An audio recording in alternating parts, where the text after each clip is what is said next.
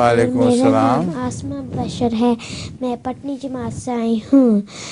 हुज़ूर, मेरा सवाल है कि सिनेमा में कोई बच्चों की फिल्म लगी हो जैसे हैरी पॉटर, क्या हम देखने जा सकते हैं?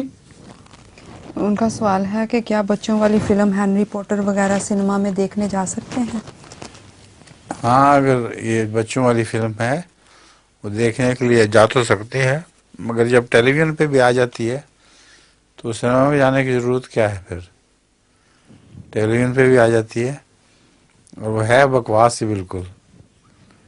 मैंने देखी हुई है वो टेलीविज़न पर, और अजीब व गरीब किस्से हैं वो, नामुमकिन बातें हैं जो मुमकिन बना के दिखाते हैं उसमें वो। मगर है दिलचस्प, इसमें कोई शक नहीं।